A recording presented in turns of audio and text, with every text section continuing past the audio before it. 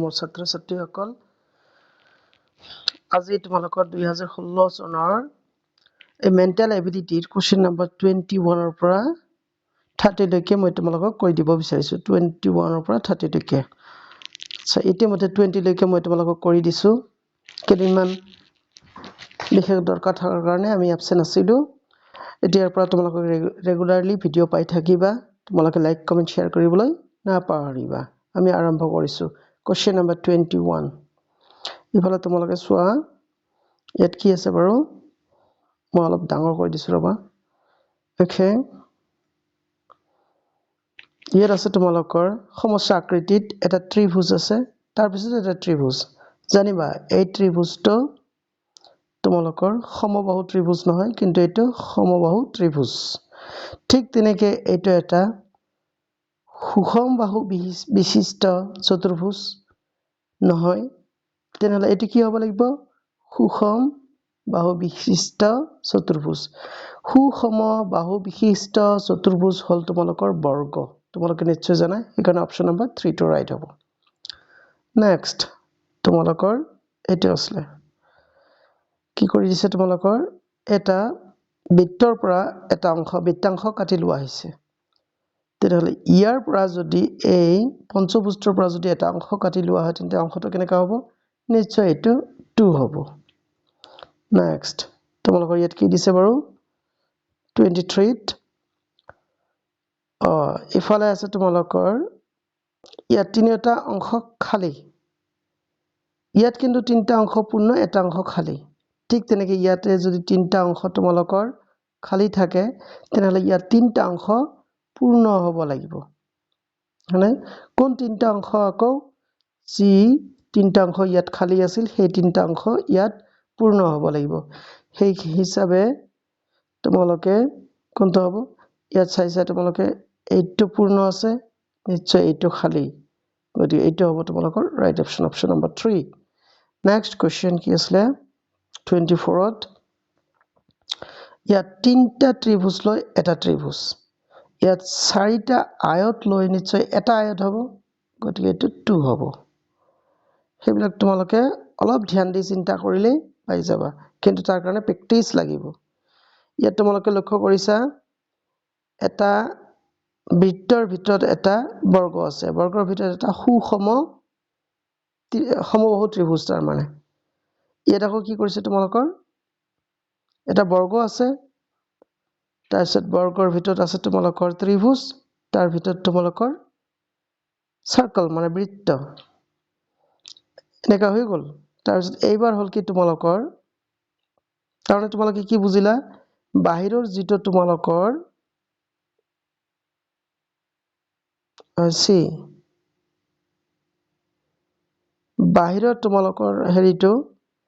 বৰ্গটো ভিতৰৰ বৰ্গটো ইয়াত বাহিৰত আনা হৈছে তাৰ পিছত হৈছে তোমালোকৰ ত্ৰিভুজটো তাৰ পিছত আনা হৈছে তাৰ পিছত বাহিৰৰ যিটো সাৰ্কেল আছে সেইটো ভিতৰত সোমাই গৈছে নহয় না তাৰ পিছত ইয়াত কি কৰাইছে উল্টাই দিয়া হৈছে সেম বস্তুটো উল্টাই দিয়া হৈছে এটা অলপ কমপ্লিকেটেড আছে মই তোমালোকক ভালদৰে বুজাই দিছো ৰবা এটা তাকে তোমালোকে চাইছা কি আছে সাৰ্কেলটো একেবাৰে বাহিৰত আছে কিন্তু ইয়াত গৈ একেবাৰে ভিতৰত সোমাই গল আনহাতে তোমালোকৰ ইয়াত স্কয়াৰটো আছিল 2 নম্বৰত ই একেবাৰে ইয়াত কি হৈছে বাহিৰত ওলাই আহিছে তেতিয়াহলে আমি কৰিম কি আচ্ছা তেতিয়াহলে আমি কৰিম এটাই ইয়াত যি তোমালোকৰ ভিতৰত আছে তোমালোকৰ একেবাৰে ভিতৰত আছে বৰ্গ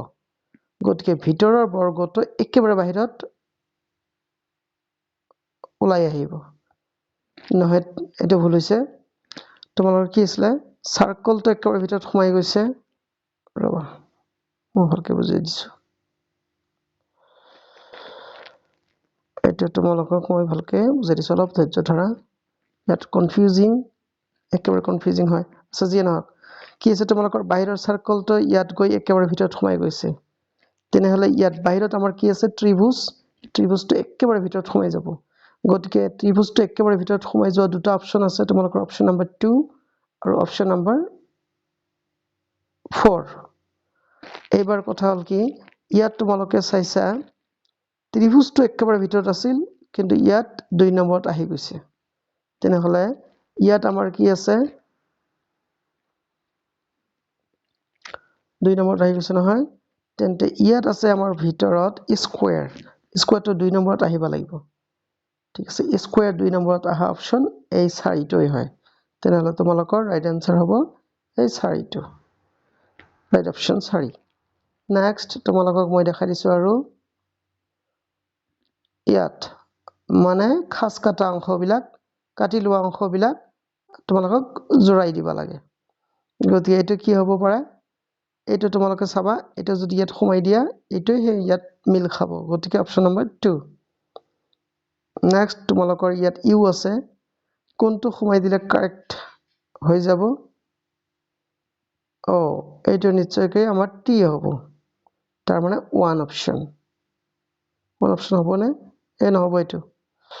1 অপচন নহয় এটো ৰং হ'ব এটো তোমালোকৰ নিশ্চয়কৈ 3 টো হ'ব গতিকে 1 অপচন ভুল হ'ব কাৰণ এটো যদি ইয়াত সোমাই দিয়া যায় জাগা ইয়াত ইফালে খালি থাকিব আচ্ছা নেক্সট তোমালোকৰ এটো তোমালোকৰ কাৰণে একেবাৰে সহজ হ'ব কাৰণ ইয়াত